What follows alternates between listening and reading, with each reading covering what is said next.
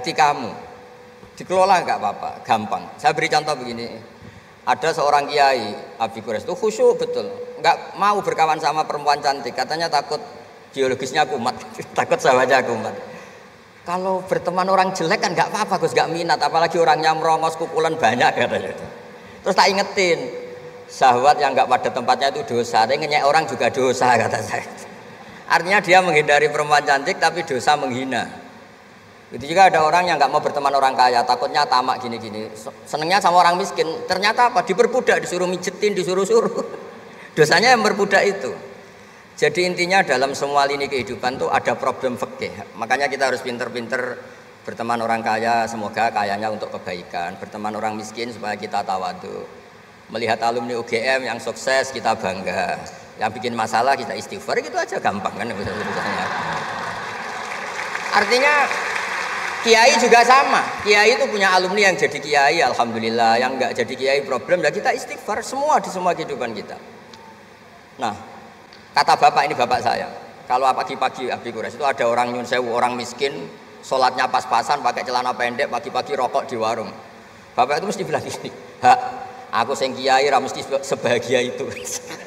Sudah marung nggak punya uang, ngutang itu nyingkrang bahagianya, masya Allah. Itu kata bapak. Itu rahmatnya Allah. Orang tidak punya karir, tidak punya prestasi sebahagia itu, jangan diganggu kan. Selama ini kita sebagai akademisi, sebagai dosen juga ikut salah, melahirkan satu faham bahagia itu kalau jadi dosen, bahagia itu kalau jadi rektor, jadi menteri, sehingga orang itu tidak kau berbahagia dengan kesehariannya. Padahal orang seperti itu sering saya ketemu orang nganggur itu, wah enak Gus jadi orang nganggur lah, jadi menteri dikongkon presiden, jadi pejabat esok kudu ngantor, jadi orang biasa enak, wae turu-turu, wae ngopi-ngopi gitu. Intinya bahagia seperti ini tidak usah dibatalkan, biar aja tetap bahagia seperti itu. Karena kalau kamu jadi dosen, nyanyi Anda di UGM juga kamu nggak mau. Jadi itu penting, ngelola kebahagiaan itu penting. Jadi ini Mbak Aida, Mbak Aji, semuanya harus dilatih lah, bahagia itu dilatih. Syukur-syukur model wali ya, terus sujud, terus sungkem di Allah. Kalau nggak model wali ya dilatih yang gampang-gampang. Saya teringat konflik itu dimulai dari tersinggung. Saya ulang lagi, konflik itu dimulai dari tersinggung. Saya punya sekian khazanah tentang ngelola tersinggung. Saya berkali-kali cerita itu. Suatu saat Imam Syafi'i didatangi orang, cium tangan, terus hormat. Setelah itu orangnya menghujat. Dilaporkan sama santrinya, itu orang yang tadi nyium engkau, di luar menghujat engkau, menghina engkau. Imam Syafi'i tertawa-tawa, baguslah saya wibawa, di depan saya agak berani. Enteng saja, dianggap enteng saja. Enggak kok, wah itu khianat, itu munafik, enggak. Alhamdulillah saya wibawa, buktinya di depan saya tidak berani. Nah ini tip Bu Rektor, kalau ada yang ngerasain jenengan di luar, alhamdulillah di depan saya tidak berani. Jadi enteng saja. Diceritain lagi, orang separuh dari kampung ini nggak suka jenengan Imam Syafi'i karena engkau terlalu ngendikan hak. Baguslah, kalau nggak suka saya berarti nggak ngutang saya. Yang masalah tuh yang suka-suka itu bisik-bisik minta-minta. Jadi dianggap enteng saja. Kalau Anda sudah bisa ngelola konflik seperti itu, ringan saja. Ada lagi ulama disuruh ke tetangganya. Setelah datang ke rumahnya, irji falah hajata libik. Sudah kamu kembali, saya tidak butuh kamu. Setelah sampai rumah dipanggil lagi, ya saya jadi butuh kamu, silahkan ke rumah. Datang lagi sampai 3 kali. Dan setiap dari 3 itu ulama tadi senyum, senang puas sekali. Akhirnya pemuda tadi tanya, engkau saya bully, saya kerjain kok tetap senang ceria. Sampai 3 kali. Ayo datang ke rumah saya. Setelah sampai rumahnya, sudah pulang aja, saya tidak butuh kamu. Setelah di rumah dipanggil lagi, Pak Yai jadi acara di rumah saya. Setelah di rumahnya, sudah saya tidak butuh kamu, pulang. Sampai 3 kali. Dan fikul lil marroh, di fitil kal marroh, di semua itu beliau senyum, senang menikmati. Terus tanya pemuda tadi, kenapa engkau tetap senyum-senyum menikmati? Saya ini penghamba Allah sejati, senang saya sama ajarannya Allah, disuruh menghormati tetangga. Kamu tetangga saya, minta saya datang ya datang, puas kamu nyuruh saya pulang ya saya pulang. Alhamdulillah saya jadi hamba Allah yang baik, ngikuti perintah Allah, hormat tetangga, kata dia. Sama kita di Indonesia gitu, kalau Anda tidak sefaham dengan presiden atau dengan bupati, perintah Allah itu hubungan dengan mereka baik, cocok tidak cocok harus baik, itu perintah Allah. Jangan yang cocok di kita membebek, tidak punya prinsip, tidak punya ideologi. Saya diundang di sini, kalau nuruti nafsu saya tidak cocok, kiai kok diatur-atur. Tapi perintah Allah disuruh hormati kawan, kata Rasulullah di sebuah hadis, inna min abaril birri silatar rajul ahla wuddi abih. Kebaikan tertinggi itu adalah berkawan baik sama teman bapaknya. Saya ini dekat sekali sama Profesor Zaini Dahlan, sehingga harus hormati putrinya. Sebetulnya wajib hormat itu dosen UGM, kalau enggak dipecat kan. Tapi saya punya konstitusi sendiri. Jadi kalau hidup kamu sudah bertautan dengan Allah, semuanya indah. Maka na yu'minu billahi wal yaumil akhir falyukrim jarahu. Kalau kamu iman sama Allah dan Rasul, hormati tetangga kamu. Bukan pakai hukum sosial. Kalau baik saya baiki, kalau enggak. Berarti Anda terdikte oleh makhluk. Terdiktelah oleh Allah Subhanahu wa taala yang suruh supaya kita selalu baik. Nabi mencontohkan ada 3 tetangga. Satu punya 3 hak, yaitu dia muslim, dia kerabat kamu, dia tetangga kamu. Yang 2 punya 2 hak. Dia muslim, dia tetangga kamu, tapi tidak keluarga kamu. Yang 1 punya 1 hak. Dia tidak muslim, tidak kerabat, tapi itu tetangga kamu, yaitu non muslim. Juga harus baik. Suatu saat Khalilur Rahman Ibrahim itu ditamani orang Majusi, umurnya 70 tahun. Ceritanya ada di Ihya, di Ar-Risalah Al-Qusyairiyah.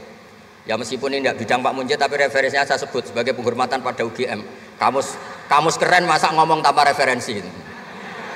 Nah, itu nanti ini pasar gelap kata beliau. Kalau ada kiai yang referensinya tidak banyak, kata beliau pasar gelap katanya. Saya minta makan kali ini saja. Kata Khalilur Rahman Ibrahim, hatta tuslima, kamu harus Islam dulu. Terus orang ini putus asa. Walla itu sudah pulang.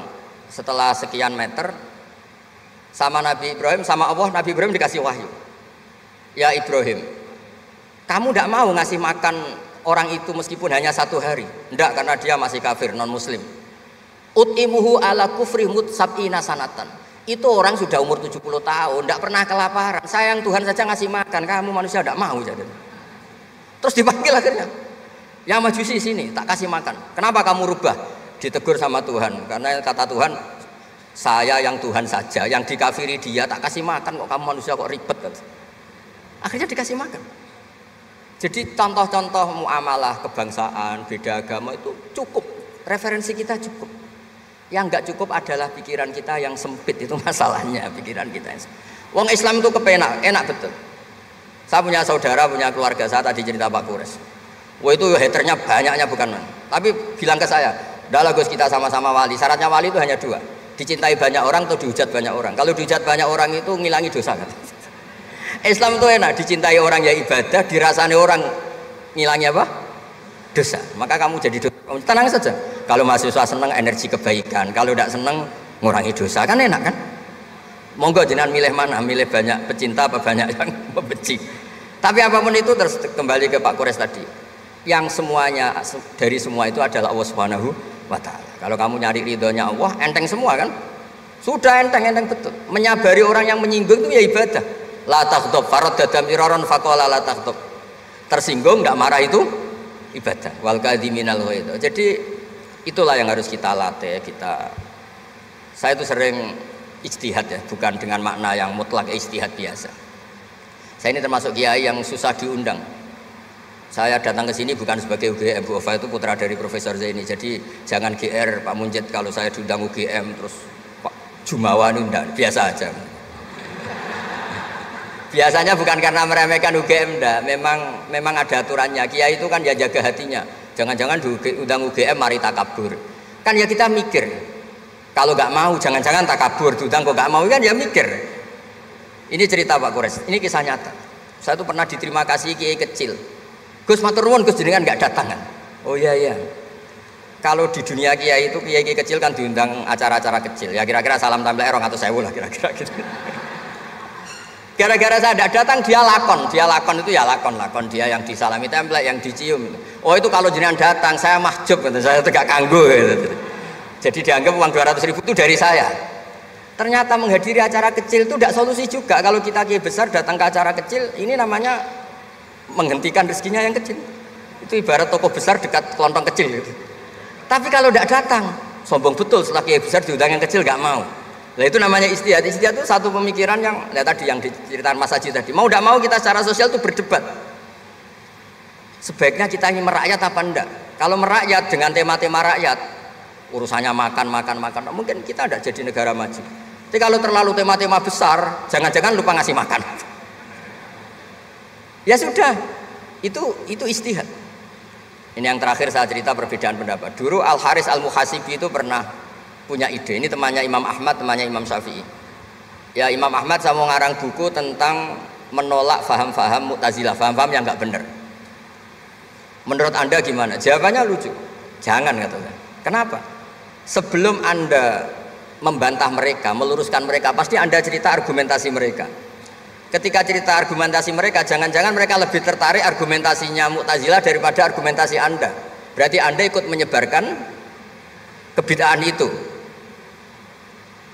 Terus, oh iya. Nah ini mohon maaf, ini mahasiswa UGM yang masih muda-muda ini. Misalnya rektorat bikin pengumuman, nyun sewu ada gambar yang seronok, yang menarik, terus ditulis gini, jangan lihat ini, bahaya misalnya. Orang lihat tulisan jangannya apa ngelihat gambarnya? Nah, tidak semua kebaikan disebarkan itu baik, karena ini ada hitung-hitungannya. Saya sebagai ulama ahli sunnah misalnya, tahu madzhab Mu'tazilah, tahu madzhab yang lain-lain itu dari cerita ulama itu. Jangan-jangan ketika kita cerita bahaya NKRI misalnya, kita ini mencintai NKRI justru karena baca buku bahaya NKRI dalam ambang apa. Setelah baca terus tahu ekstremis, tahu ini itu, malah benci NKRI. Padahal kita ngarangnya demi persatuan NKRI, tapi kita tahu problemnya dari nulis. Nah itu hal-hal yang memang dalam ijtihad, dalam pemikiran itu, makanya saya hanya cerita yang ada di kitab, karena ini keahlian yang memang saya diundang di sini, jadi saya profesional saja. Jadi di bab-bab seperti itu tuh memang kita pasti gamang. Berteman orang kecil katanya merakyat, ternyata memperbudak. Enak kan Anda misalnya Pak Mujid berteman kampungnya di Kebumen, dosen UGM tinggal nyuruh minta mijitin. Kalau berteman rektor disuruh-suruh kan. Nah ternyata tidak merakyat, senang berteman orang yang bisa disuruh, gak siap berteman atasnya. Lah gak mau berteman atasnya katanya merakyat, ternyata karena hasud, karena gak jelas semua, hidup ini gak jelas. Yang jelas hanya Allah Subhanahu wa taala. Makanya menurut ilmu tasawuf itu qulillah tsumadzarhum fi khawdimi alabun, sudahlah kembali ke Allah.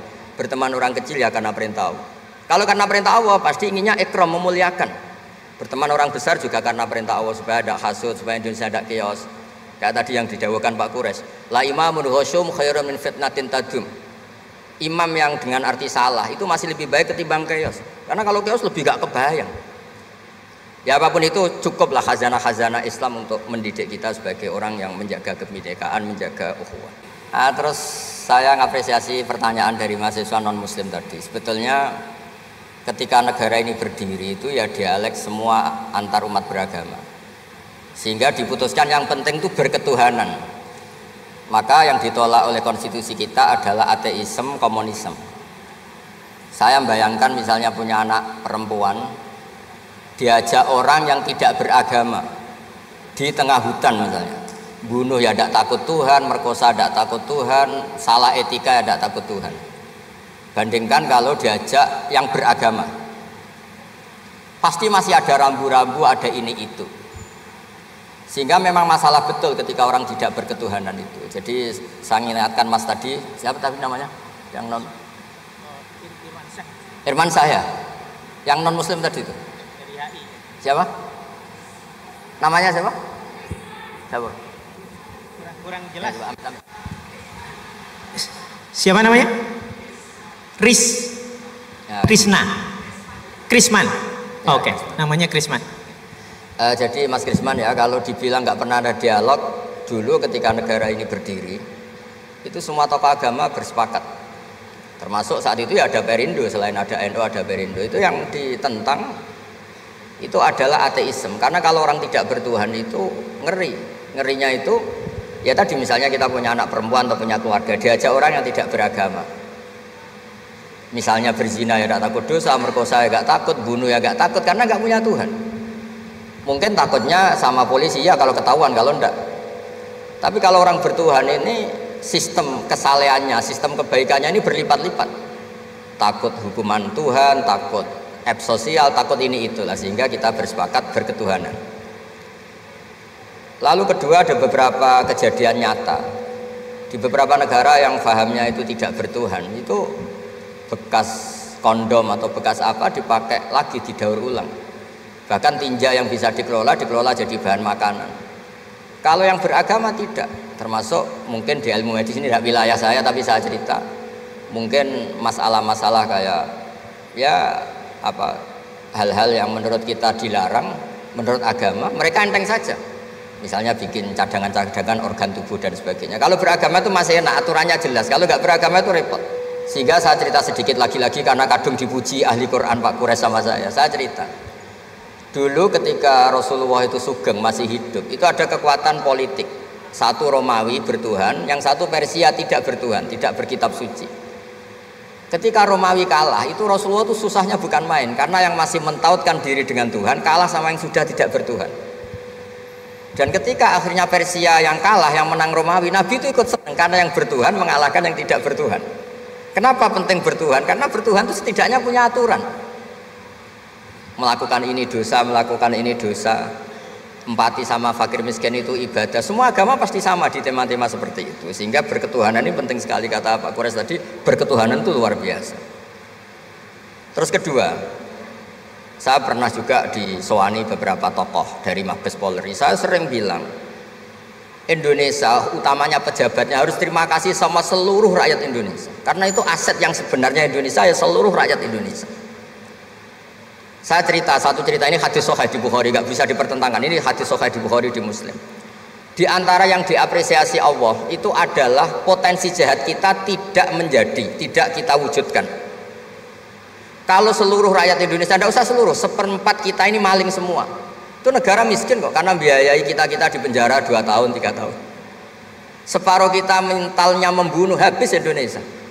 1/4 saja, 1/3 saja, 1/8 saja punya mental killer, itu habis Indonesia. Ketika rakyat kita, ketika tetangga kita, masyarakat kita tidak melakukan kejahatan, itu ketertiban yang sejati. Maka semua bentuk ketidakkriminalan yang dilakukan oleh rakyat Indonesia itu awal dari aset bangsa ini. Coba kalau semua orang mencuri, habis negara untuk biayai di penjara. Semua orang kriminal, berkahnya mereka tidak melakukan, Indonesia baik-baik saja. Sebab itu ketika ada sekian kebaikan, Nabi terakhir ngendikan apa? Takufu syarroka anin nas fa innaha shadaqatun minka ala nafsik. Potensi jahat kamu jangan kamu lakukan, itu sudah menolong peradaban. Para gadis tetap gadis karena nggak diperkosa. Orang yang punya kambing satu tetap punya kambing satu karena nggak dicuri. Orang yang berkarir tidak terhenti karena karakternya nggak dibunuh, tidak dihujat, tidak dihentikan, tidak disetop oleh cibiran, oleh bulian. Maka di antara 7 orang yang dilindungi Allah, fi dzillihi yauma la dzilla illa dzilluh, itu Nabi hanya cerita orang yang nggak jadi. Di antara yang diceritakan Nabi dalam sebuah hadis, saya ini lelaki sejati, sangat mencintai sepupu saya, dan saya mau ngumpuli dia, tidak mau sampai saya kasih uang 100 dinar. Setelah saya kasih 100 dinar, saya ingin ngumpuli dia dengan cara salah tentu. Dia gak mau dan berpesan, la tafuddal khatam illa bihaqqi. Kamu jangan ngumpuli saya sebelum nikah. Singkat cerita, pemuda ini gak jadi melakukan hal yang nista, yang gak benar. Itu sama Allah dijadikan wali, berkahnya nggak jadi. Jadi kalau potensi kejahatan kita tidak menimpa orang lain itu sudah luar biasa. Jangan nunggu berjasa kita dapat penghargaan setelah kita jadi kiai besar, jadi dosen UGM, jadi ini itu. Semua masyarakat kita yang menahan potensi kejahatannya itu adalah aset sejati Indonesia. Karena sekali mereka berkejahatan, entah itu mencuri, merkosa, habis. Harapan kita sebagai bangsa habis. Tapi selama ini nunggu ngapresiasi itu yang bentuknya fi'lu, yang bentuknya mereka melakukan apa, sebetulnya enggak. Tidak melakukan kejahatan itu sudah bagian dari kebaikan yang luar biasa. Terus yang terakhir tadi yang pertanyaan pemimpin muslim dan non muslim. Memang ini wilayah sensitif, tapi sebetulnya bisa dianalisis secara fikih.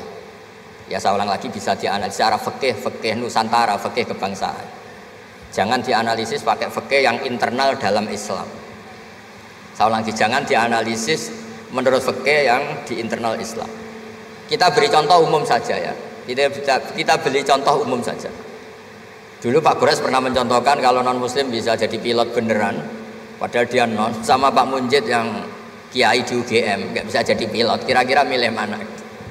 Tapi itu kan wilayah yang sensitif, karena ini di Indonesia itu konteksnya bukan urusan pilot, urusan mewakili kebanyakan Indonesia itu muslim, dan demokrasi itu mencerminkan suara mayoritas. Tapi tidak mungkin juga membiarkan muslim yang killer, yang pembunuh, yang dulu punya reputasi yang misalnya macam-macam. Jadi hal-hal seperti itu, kata Quran itu jangan berdiskusi sesuatu yang kalau menjadi jelas malah masalah. Karena itu kan seperti pertanyaan gini, Gus saya punya kerabat di Jogja tapi pelit, sama orang lain dermawan, bagus mana?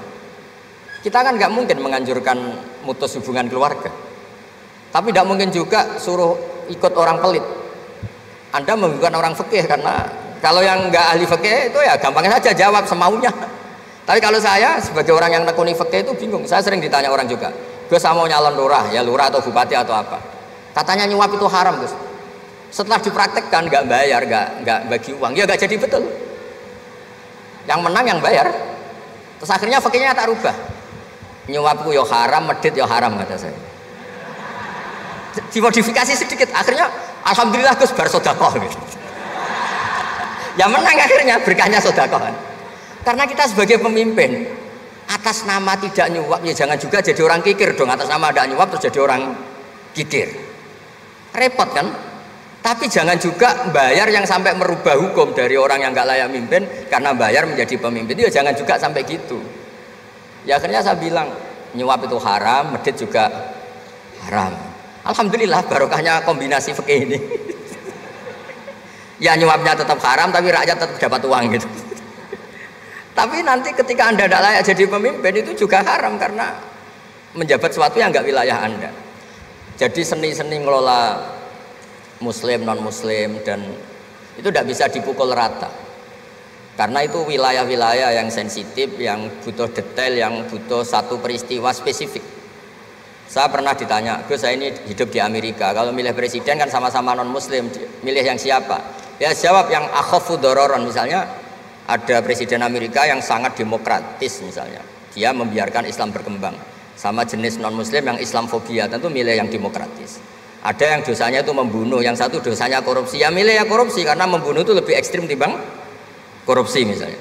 Itu ada di aturan fikih, jika sama-sama pasti salah milih yang akhafud dororen, yang madorotnya ada begitu apa besar. Coba kalau kita punya pemimpin yang hobinya itu bunuh sama yang hobinya rakus harta misalnya, itu di fikih jelas dijelaskan milih yang rakus harta kalau bandingannya itu, karena pembunuhan itu lebih berat secara ukuran dosa. Tapi apapun itu, ini bukan pembenaran pada kesalahan, bukan, tapi memang ada aturannya. Apa kalau ada dua dororani, dua bahaya, urtukiba khufuma, kalau ada dua hal yang bahaya dipilih yang paling apa ringan kalau dalam konteksnya tadi. Kalau kita membiarkan pemimpin yang nggak benar dipimpin orang nggak benar, tapi kalau memaksakan chaos misalnya, ya milih yang nggak chaos. Itu kan ada aturannya di fikih, karena Nabi menghindari al-harad. Al-harad itu chaos, pembunuhan massal, itu nggak boleh. Dan mayu adil dalik juga nggak boleh, yang bisa potensi begitu juga nggak boleh. Jadi saya mohon di antara aturannya Quran itu latas alu anasya intu bedalakum tasukum, kamu jangan diskusi sesuatu yang kalau diperjelas malah kamu yang malu. Saya biasanya mencontohkan hal-hal yang ringan kayak suami istri. Misalnya Anda tanya sama Pak Munjid, istrinya tanya, Mas apa betul saya ini cinta pertama Anda, bukan alternatif terakhir? Wah itu rata-rata orang nikah itu kan korban alternatif terakhir gitu. Itu kalau ditanya sama-sama konangan itu aslinya itu. Ceweknya juga sama, apa betul Pak Minjit itu cinta pertama apa pilihan terakhir? Oh saya sering mau nikah ini orang yang saya cintai, tapi takdirnya ini gitu. Itu kan orang dibilang takdir itu kan ya tersinggung gitu. Jadi banyak hal yang kalau didiskusikan itu masalah-masalah. Latas alu anasya intu bedalakum tasukum, kamu jangan tanya atau diskusi sesuatu yang kalau diperjelas itu malah masalah.